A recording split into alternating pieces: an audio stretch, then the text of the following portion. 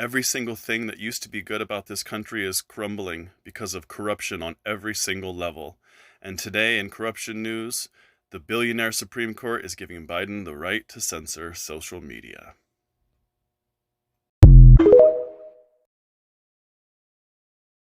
Timing couldn't have been any more suspicious because it was just last Friday that the Supreme Court gave Biden back the ability to contact social media companies to have accounts and posts removed. So it couldn't have been an accident that today on Instagram, accounts that were showing what was happening in Gaza on the ground as it was happening, all of a sudden gone.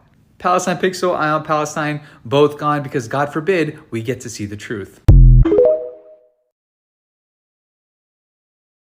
So today, the Supreme Court gave the Biden administration back the right to contact social media companies to get certain content removed. This has the intent of removing misinformation, dangerous misinformation regarding COVID-19 vaccinations, all of that. But I'm finding the timing of this really interesting. Namely, that the SCOTUS would agree to give Biden this power because typically I feel that this Supreme Court wouldn't have done this, but today they gave it back. Why? How is this not going to transfer to other content? How is this not going to be used to suppress our voices in relaying the news, specifically about Israel and Gaza? And if Biden has this right, then doesn't this set a precedent for presidents in the future to have the right? So now, if Donald Trump is president, he can contact social media companies and have content removed.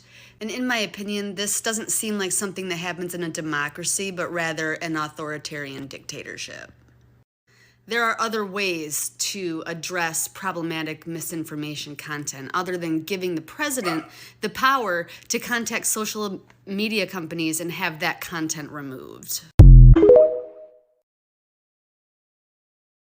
This is Jonathan Greenblatt, and he's the CEO of the Anti-Defamation League, and you need to hear what he said on a phone call. He's very, very, very concerned about the younger generation being brainwashed by social media, and TikTok is a huge fear of his. They have always had the power to spread misinformation and propaganda, and of course the media co-signs it, and before this app existed, it was very hard to get the truth out. I'm sure you saw this one where an IOF spokesperson told CNN that he found a calendar where Hamas members wrote down their names on what days they're going to be watching the hostages. I'm pretty sure their names are not days of the weeks. I mean, November 6th is Monday. Monday is يوم الاثنين, الثلاث, الأربعاء, الخميس, الجمعة, السبت, الحد, and then you repeat الاثنين, الثلاث. You get the point. But again, if social media didn't exist, how would the world know the truth? I also want to point out that we have a major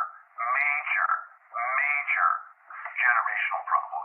All the polling I've seen, ADL's polling, ICC's polling, independent polling, suggests this is not a left-right gap, folks. The issue in the United States of support for Israel is not left and right. It is young and old. And the numbers of young people who think that Hamas's, massacre was justified is shockingly and terrifyingly high. And so we really have a TikTok problem, a Gen Z problem, that our community needs to put the same brains that gave us Taglit, the same brains that gave us all these other amazing innovations, need to put our energy toward this, fast. Because again, we've been chasing this left-right divide. It's the wrong game. The real game is the next generation, and the Hamas and their accomplices, the useful idiots in the West, are falling in line in ways that are terrifying. Last thing I'll just say, we saw a dramatic change in the language of the activists here in America on October the 8th. The language of groups that we've long tracked, who've long been problematic, like Students for Justice in Palestine and Jewish Voices for Peace, they flipped like this and went to Iranian propaganda. The language I could show you from their toolkits, because our analysts are in their groups. We saw this again on October the 8th. It was that fast. The language in their toolkits was all about the Zionist entity and lots of other language that we recognized from Iranian propaganda. I'm Jewish. My sister lives in Israel right now, and with everything happening, and even the fact that my sister is in danger, I'm slowly starting to realize that maybe Kanye was right. France banned any protest supporting Palestine. Germany did the same thing. And United States, a country that's polarized and completely divided on almost any subject, is completely supported on both political sides of Israel, which is kind of scary because there is atrocities being done by Israel. You cannot deny that.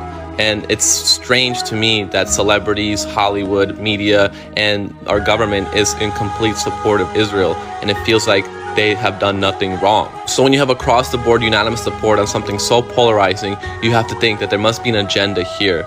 Because something like this shouldn't be supported all across the board. We live in a nation of freedom of speech, and we live in a nation where we share different ideologies. So why is it that all these branches support everything so unanimously? What Kanye is saying is possibly true and might be true, because what the media is pushing is completely different than what we see on TikTok. Talking to people who follow media, talking to people who are not on TikTok, they fully support Israel. Why do they fully support Israel? Because they're not getting the full scope of the news. And this is not the first time we see this. We see media being censored for an agenda. What is that agenda? I don't know.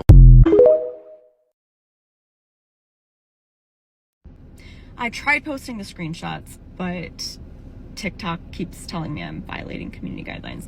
So go to Anonymous, the hacker group, go to their Twitter, and look at one of their tweets that says YouTube is actively taking down 15 years worth of footage of Palestinians. So anything on the ground that shows the plight of the Palestinians that might implicate Israel is being wiped off the face of the earth. And my screenshots of that tweet are also being taken down. It's a lot of coincidences. But yeah, the tweet is still there, so if you want to verify, please go check it out. But yes, something to be aware of, they're taking down the recent digital age, past 15 years, they're taking down all that footage. So if you do come across something that you would like to post, save it, screen record it, because it might not be there when you try to go back to it.